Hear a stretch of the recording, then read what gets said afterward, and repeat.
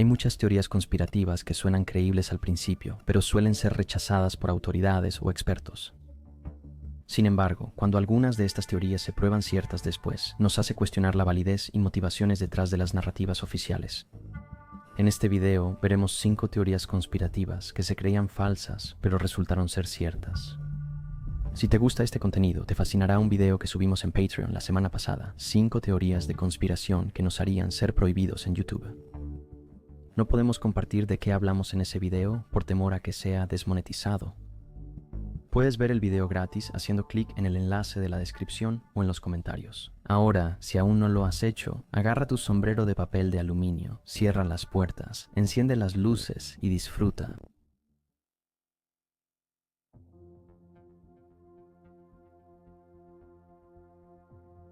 No había armas de destrucción masiva en Irak. El 20 de marzo de 2003, el presidente George W. Bush y el vicepresidente Dick Cheney lanzaron una guerra contra Irak junto a una coalición de aliados, incluyendo el Reino Unido, Australia y Polonia. Afirmaron que Saddam Hussein, dictador de Irak, tenía armas de destrucción masiva que amenazaban directamente a Estados Unidos. También afirmaron que Hussein tenía conexiones con Al-Qaeda, el grupo responsable de los ataques del 11 de septiembre, o eso nos dijeron. Tras el 11 de septiembre, los estadounidenses anhelaban justicia por las atrocidades y confiaban en lo que decía el presidente.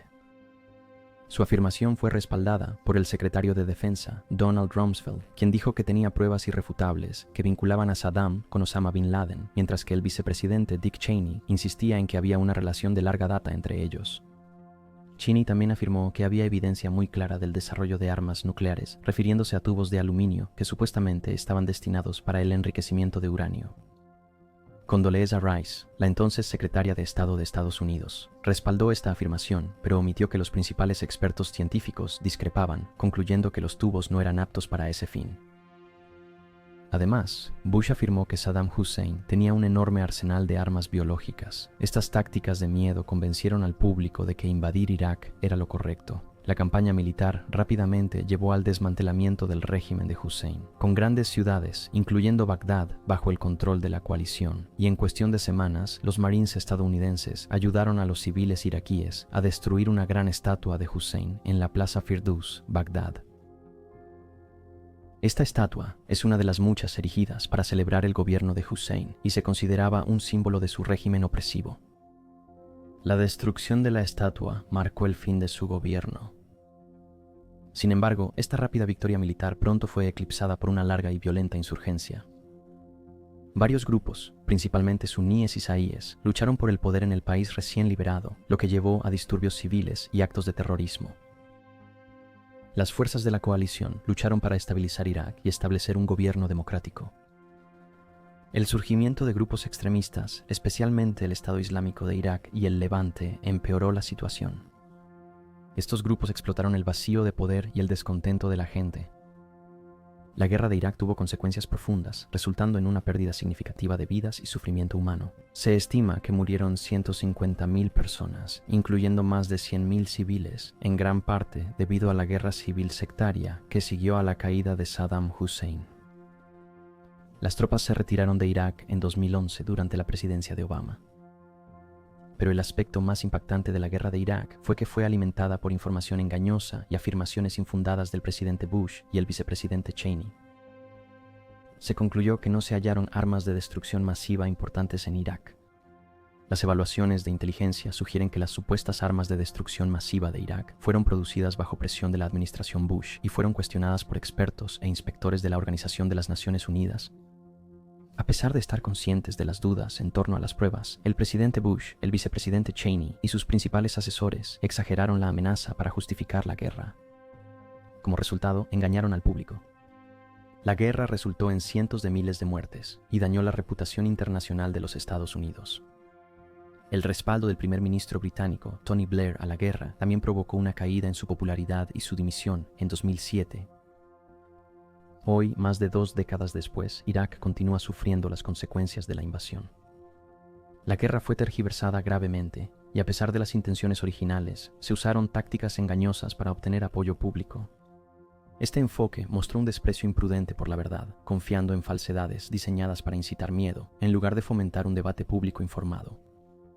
Como resultado, el público estadounidense y las naciones que apoyaron la guerra han desarrollado una profunda desconfianza en la información de sus gobiernos.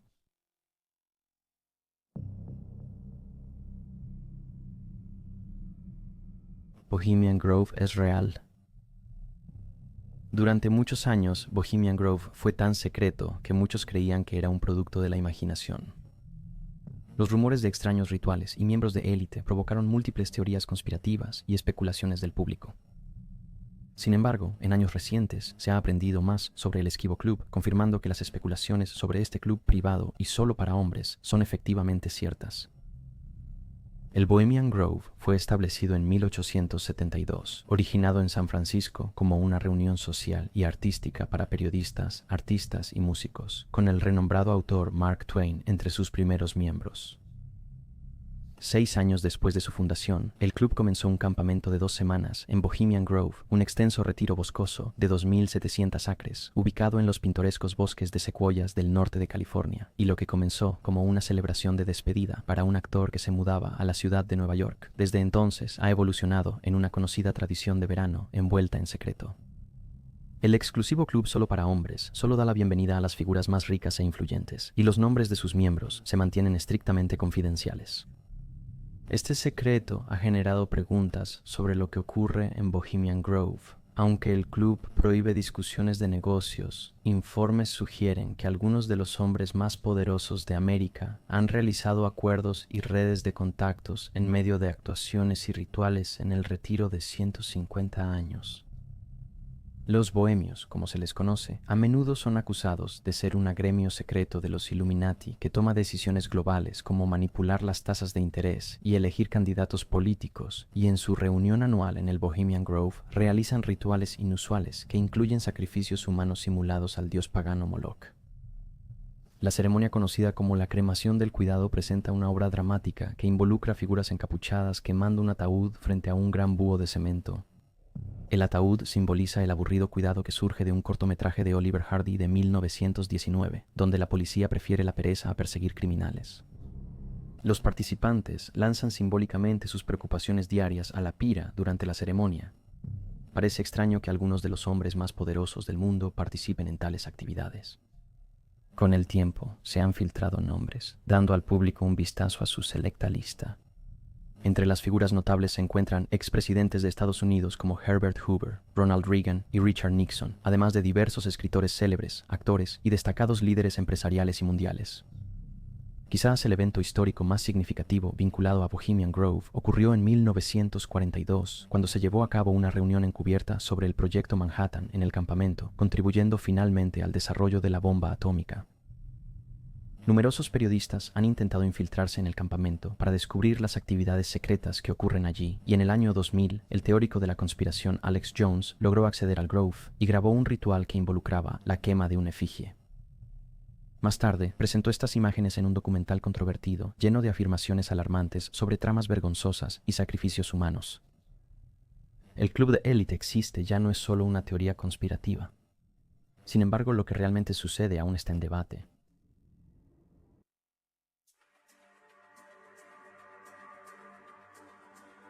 Big Pharma inventó la heroína en 1897. Felix Hoffmann, un químico de Bayer, una prominente compañía farmacéutica alemana, desarrolló un método para modificar químicamente el ácido salicílico que se deriva de la corteza de sauce para crear un analgésico más tolerable y efectivo conocido como aspirina. A pesar de sus posibles beneficios, la aspirina inicialmente enfrentó escepticismo y los primeros estudios plantearon preocupaciones sobre su seguridad y posibles riesgos cardiovasculares. Para abordar esta cuestión, Bayer se centró en una nueva sustancia llamada heroína. Los primeros ensayos clínicos revelaron que la heroína producía profundos sentimientos de euforia y aumentaba la vitalidad, reflejado en su nombre derivado de la palabra alemana Heroic, que significa heroico. Los investigadores quedaron cautivados por la estructura química de la heroína, notando que su potencia era cerca de 4 veces mayor que la morfina. Se afirmó inicialmente que reducía significativamente el riesgo de adicción, considerándola una alternativa más segura que la aspirina para el manejo del dolor. En 1898, la heroína fue introducida como un revolucionario medicamento para la tos, inicialmente recetada por un selecto grupo de médicos en Alemania. Se comercializó como siendo 10 veces más efectiva que la codeína, mientras presumía de una toxicidad dramáticamente reducida, ofreciendo esperanza durante un periodo plagado de enfermedades infecciosas, como la tuberculosis y la neumonía. La tos implacable asociada con estas dolencias creó una necesidad urgente de supresores de la tos efectivos, y las propiedades sedantes de la heroína y su capacidad para actuar como un poderoso depresor respiratorio proporcionaron un alivio sustancial para los pacientes afectados. Para 1899, Bayer producía alrededor de 1 tonelada de heroína al año, distribuyéndola en 23 países en todo el mundo.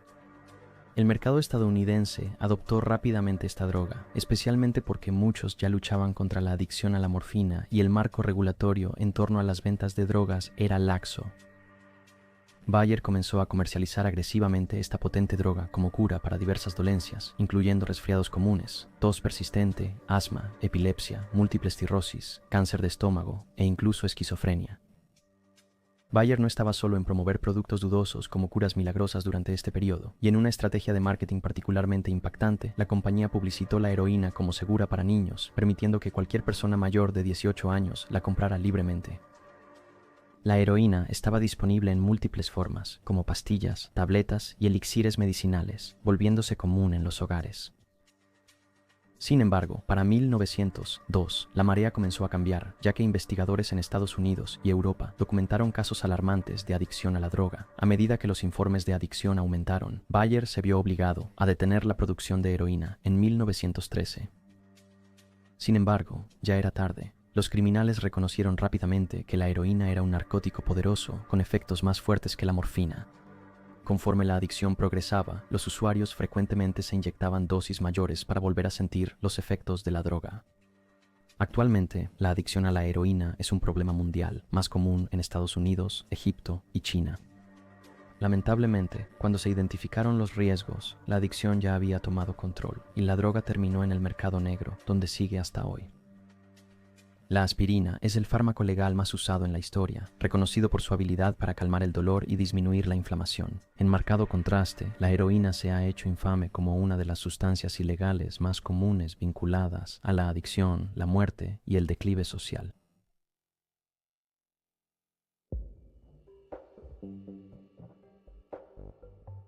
Bill Gates estuvo muy cerca de Epstein. Jeffrey Epstein, el delincuente sexual condenado que supuestamente murió por suicidio en prisión, atrajo a un notable círculo de individuos ricos e influyentes, incluyendo a multimillonarios como Leslie Wexner y Leon Black, políticos como Bill Clinton y Bill Richardson, e incluso al hijo de la reina Isabel II, el príncipe Andrew. Muchas de estas figuras ahora intentan distanciarse de Epstein, como era de esperar. Pero para Bill Gates, cofundador de Microsoft y uno de los individuos más ricos del mundo, es más desafiante negar sus vínculos con Epstein, especialmente desde que Gates comenzó a reunirse con él después de que había sido condenado por delitos sexuales. Al igual que otros asociados de Epstein, Gates ha intentado minimizar la extensión de su relación con el delincuente sexual condenado, declarando no tenía ninguna relación comercial o amistad con él. Aunque ahora parece que su relación con Epstein fue más que un conocido casual y puede haber llevado al fin de su matrimonio de 27 años con Melinda. Gates y Epstein se conocieron por primera vez el 31 de enero de 2011 en la casa de Epstein junto con la doctora Eva Anderson Dublin y su hija de 15 años. La reunión duró varias horas y Epstein luego se jactó de la reunión en correos electrónicos declarando «Bill es genial». Gates halagó a Epstein en un correo electrónico, destacando su encanto. Más tarde se reencontraron en una conferencia TED en Long Beach, California. El 3 de mayo de 2011, Gates visitó a Epstein en su mansión de Nueva York. Una foto de esa reunión los muestra juntos. En ese momento, la Fundación Gates y John Pierpont Morgan estaban lanzando el Fondo de Inversión para la Salud Global, y Epstein quería participar. Epstein propuso un fondo benéfico, sugiriendo recibir el 0,3% del dinero recaudado. No obstante, Gates desconocía al inicio la solicitud de tarifa. A finales de 2011, a petición de Gates, la fundación se reunió con Epstein, durante la cual supuestamente minimizó su solicitud de prostitución de una menor de edad, equiparándola a robar un bagel. Pero esto no pareció detener el diálogo, y a principios de 2012, un equipo de la Fundación Gates se reunió nuevamente con Epstein en su mansión, donde afirmó tener acceso a billones de dólares para el fondo propuesto. Esta cifra generó dudas sobre su credibilidad, pero a pesar de esto, Gates y Epstein continuaron reuniéndose, incluyendo un vuelo en el avión Gulfstream de Epstein en marzo de 2013. En octubre de 2014, Gates donó 2 millones al Media Lab del Instituto de Tecnología de Massachusetts, una acción que los funcionarios de la universidad describieron como dirigida por Epstein. Sin embargo, a finales su relación pareció enfriarse después de que el fondo benéfico propuesto no se materializó y Epstein expresó frustración por la falta de comunicación de Gates. No obstante, algunos altos funcionarios de la Fundación Gates mantuvieron contacto con Epstein hasta finales de 2017. En 2019, Epstein fue arrestado por tráfico sexual de menores, lo que llevó a sus amigos y asociados de élite a negar cualquier conocimiento de sus crímenes. En 2021, tras 27 años de matrimonio, Bill y Melinda Gates anunciaron su decisión de divorciarse. Según el Wall Street Journal, Melinda había estado consultando con abogados de divorcio desde al menos octubre de 2019, tras la revelación pública de los tratos comerciales de Bill con Epstein, un delincuente sexual condenado. No se sabe con certeza qué conocía Melinda sobre la conducta de Bill con Epstein, pero su amistad con él y sus infidelidades fueron el detonante de la ruptura. En un postscriptum final, días antes del suicidio de Epstein en agosto de 2019, modificó su testamento, nombrando a Boris Nikolic como ejecutor de respaldo completo. Boris trabajó como asesor principal de Bill Gates. Boris expresó su sorpresa al ser nombrado en el testamento de Epstein y lamentó profundamente haberlo conocido, pero eso es lo que todos dicen.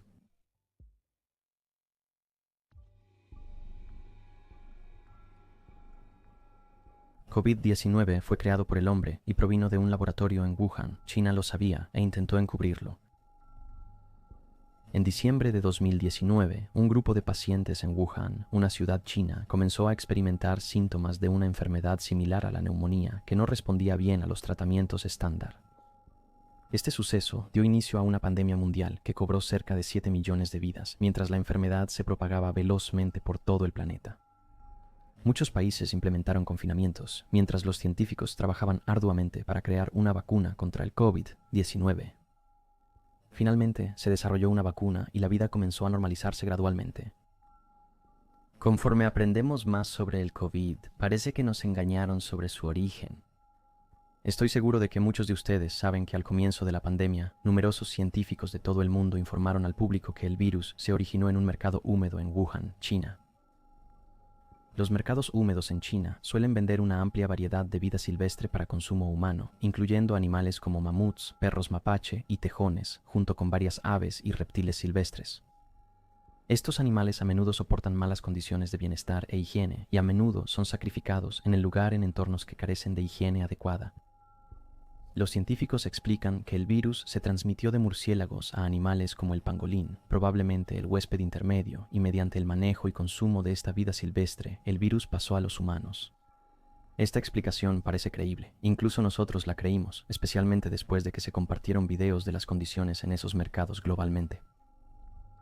Sin embargo, comenzaron a surgir especulaciones sobre un posible origen más plausible para el virus, cuando se reveló que Wuhan albergaba el Instituto de Virología de Wuhan, un centro de investigación que había estado realizando extensos estudios sobre los coronavirus desde el año 2005. El instituto también era conocido por crear virus híbridos, combinando un coronavirus de murciélago con un virus síndrome respiratorio agudo, severo modificado, capaz de infectar células humanas. A pesar de las sospechas y teorías de conspiración sobre el instituto, los funcionarios negaron repetidamente que el virus se hubiera filtrado del laboratorio, insistiendo en que el mercado húmedo era la fuente. Para el 2025, todas las consultas sobre el pánico por COVID-19 ya se habrán completado.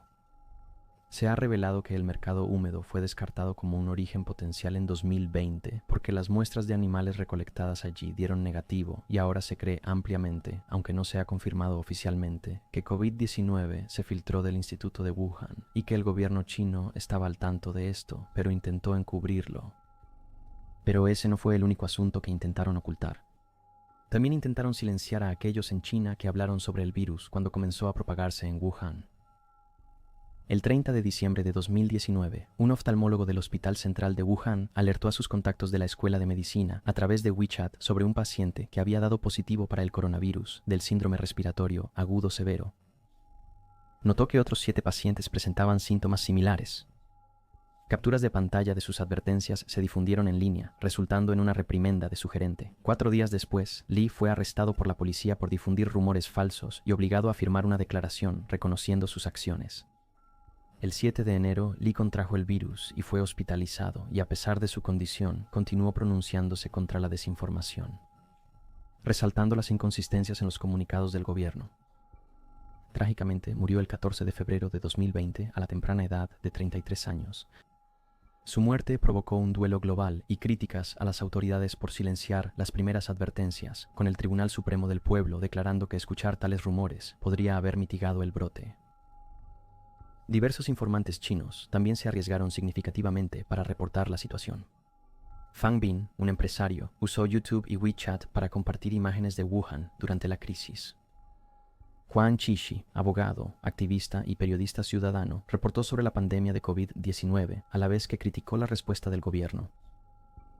Chang Chan, una ex abogada y periodista ciudadana, informó sobre el impacto de las medidas de confinamiento impuestas en la ciudad debido al brote y cuestionó el manejo de la crisis por parte de las autoridades.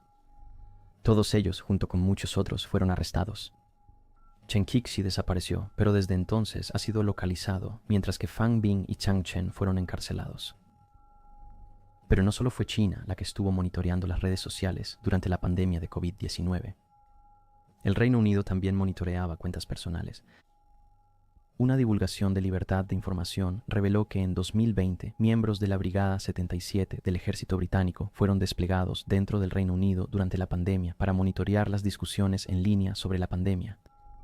Fundada en 2015 para combatir la propaganda internacional en línea, la misión de la brigada parece haberse desplazado hacia el monitoreo de los ciudadanos británicos.